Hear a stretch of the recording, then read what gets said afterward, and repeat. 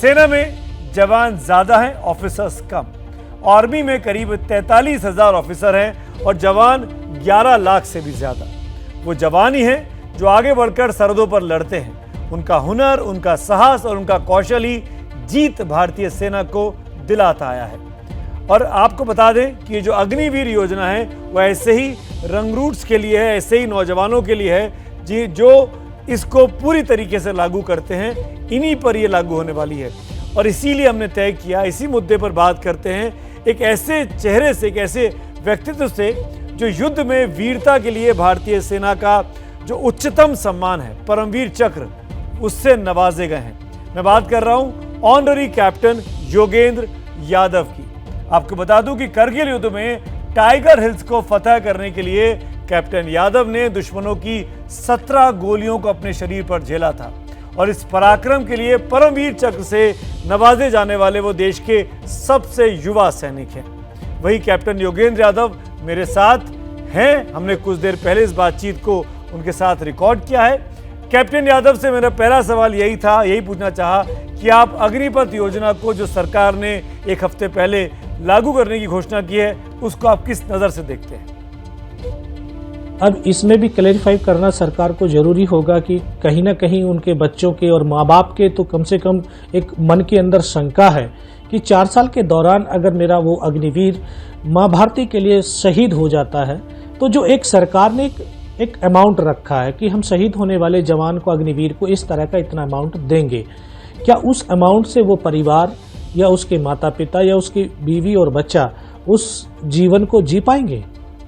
उनके लिए मेरी मांग है सरकार से कि उनके लिए कम से कम पेंशन का प्रावधान होना चाहिए।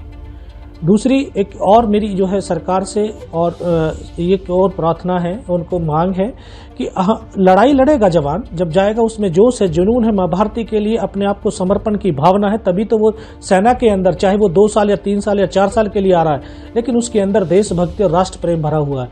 अगर वो अपने कार्य को करता हुआ विकलांग हो जाता है तो उसको भी जो है पेंशन का प्रावधान होना चाहिए। ये देश के, क्योंकि जब आएंगे तो इसको समझना पड़ेगा कि जो अग्निवीर वापस आ रहे हैं, जैसे अभी हमारे तीनों चीफों ने जो अनाउंस किया है कि जो हमारे पैरामिलिट्री फोर्सेज हैं उनके अंदर 10% का आरक्षण उनको सुनिश्चित किया गया है।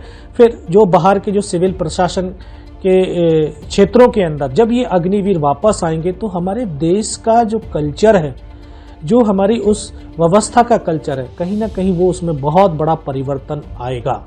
ये सुनिश्चित है, क्योंकि परिवर्तन आने के लिए जब इसके परिणाम आएंगे तो इसके लिए समय लगेगा।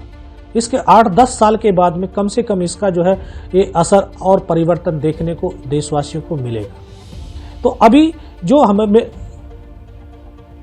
तो सुना आपने कैप्टन यादव को करगिल में परमवीर चक्र से नवाजे गए हैं।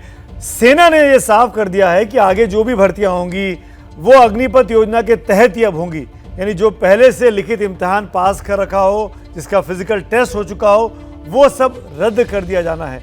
इसको आप कैसे देखते हैं कैप्टन यादव? पूछना चाहता हूं भारत सरकार से कि अभी जो पिछले जो है 2 साल पहले हमारे बच्चों ने जो फिजिकल और मेडिकल दिया था, उसका एक साथ जो है तुरंत निरस्त कर दिया गया है। उनकी क्या गलती थी? उसको जो निरस्त किया गया है, उनकी ज्वाइनिंग नहीं कर पाए। क्यों नहीं कर पाए? जब तो कोविड का था, तो ठीक है, कोविड का माहौल रहा है, तो कोविड के माहौल के अंदर क्या इलेक्शन नहीं हुए थे क्या?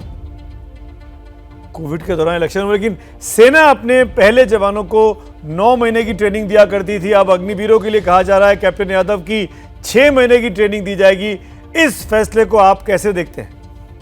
9 महीने के अंदर उस ट्रेनिंग की पूरी प्रोसेस को पूरा किया जाता है, तभी तो उसमें जाकर के एक नया जवान, तभी तो एक सैनिक के रूप में सैनिक बन पाता है। उसको एक उस कार्य प्रणाली के अंदर ढाल दिया जाता है। आप ये देखिए कि आज जो ये मिट्टी की ईंट होती है, उस मिट्टी की ईंट को अगर 10 घंटे में पकाना होता है और 3 घंटे में पका करके हम उसको बाहर रख दे जाएं, तो वो ईंट के अंदर क्या वो सख्तपन रहेगा? क्या उसमें वो ताकत होगी? नहीं होगी ना। तो अगर 6 महीने के अंदर आप 9 महीने का जो है प्रोसेस पूरा करके और उसको भेज रहे हैं, तो वो कहीं ना कहीं अप्रशिक्षित होगा, ना कि पूर्ण रूप से ट्रेंड होगा। कैप्टन यादव, आप जाबाज जवान हैं, आप परमवीर चक्र विजेता हैं। करगिल युद्ध में आपने अपने पराक्रम को दिखाया था। 17 गोलियां आपने अपने सीने पर खाई थी। ये कहा जा रहा है बार बार करगिल की रिव्यू कमेटी की रिपोर्ट के बेसिस पर कि अब सेना को जवान करने की ज़रूरत है, हमारी सेना बुजुर्ग होती जा रही है। मैं आपसे पूछूंगा, आप जब करगिल में थे, मेरे ख्याल से आप 18-19 साल के रहे होंगे जब आप उस लड़ाई को लड़ रहे थे, क्या केवल युवा जोश से वो लड़ाई को जीता जा सकता था?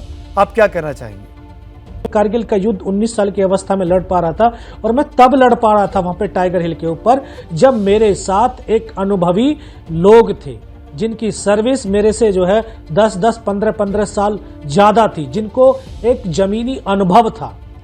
जब जमीनी अनुभव होता है तब वो जो जोश है, वो जोश और अनुभव दोनों का समावेश होकर के तब हम लक्ष्य की प्राप्ति कर सकते हैं। आपने कहा कि कुछ सालों के बाद इस योजना का लाभ दिखाई देगा, लेकिन आखिर में अगर मैं आपसे पूछूं कैप्टन यादव, परमवीर चक्र विजेता, मेरा गर्व है कि मैं आपसे, मेरे लिए बड़ी गर्व की बात है कि मैं आपसे बात कर पा रहा हूं। आखिर इस योजना का, अग्निवीर अग्निपथ योजना है, इसका लब्बो-लुआब आप कैसे देखते हैं? जिस तरह से मैंने आपको ये बयान किया है कि अगर हमारी पहले डिफिशिएंसी पूरी हो और इस तरह की योजना दोबारा जब लागू की जाए तो ये देश के लिए एक बहुत बड़ी गेम चेंजर साबित हो सकती है। लेकिन इसके अंदर ये चीजें होंगी तब ये गेम चेंजर होगी, नहीं तो अन्यथा ये हमारे राष्ट्र की सुरक्षा के साथ कहीं ना कहीं कमजोरी साबित हो। तो कुल मिलाकर कैप्टन यादव ये साफ तौर पर कह रहे हैं, बहुत बहुत शुक्रिया आपका कैप्टन यादव हमसे बात करने के लिए, कि जो डिफिशियंसी है, यानी जो सेना में रिक्त पद हैं, पहले उनको भर दिया जाए, उसके बाद इस योजना को लागू किया जाए। और मैं ये बात इसलिए इंपॉर्टेंस देता हूँ इस बात क्योंकि कैप्टन यादव उन्हीं जवानों में से हैं जो आगे जाके फ्रंट पर लड़ते हैं, जिनके लिए ये अग्निवीर योजना बनाई गई है, जिनके फायदे के लिए। और वो खुद कह रहे हैं कि इस योजना का फायदा होगा, लेकिन पहले हमको रिक्त पद भरने होंगे, और 8-10 साल के बाद, उसके बाद जब इस योजना को लागू करेंगे, उसके 10 साल के बाद इस योजना का फायदा दिखाई दे सकता है।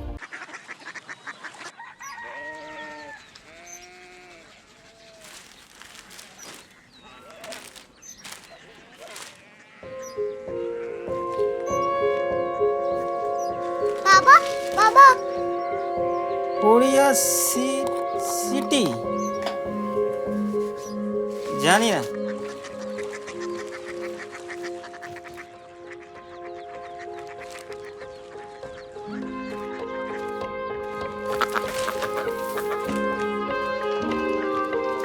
Korea city?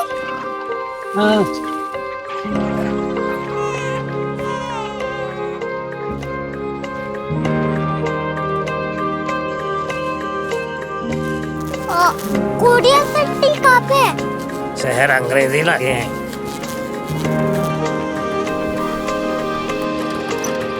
Korea city.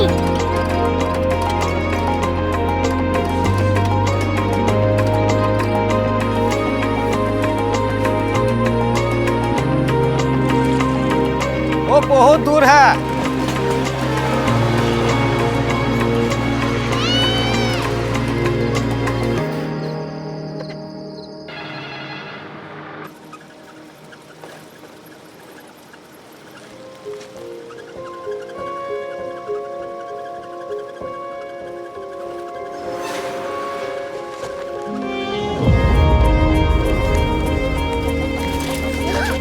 Korea city?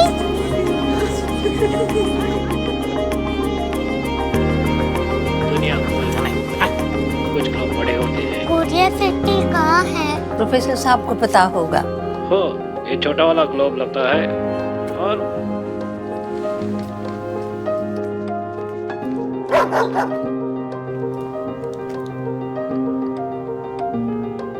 पता नहीं, मेरी बेटी से जाके मिल लो, शायद उसे मालूम हो।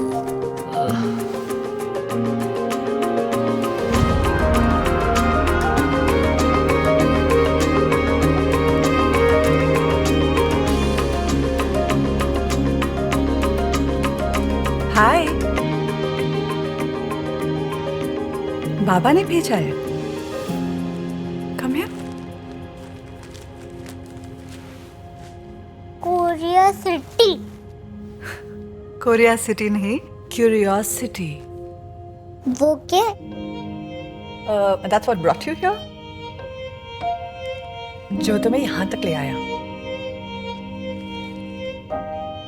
क्यूरियोसिटी।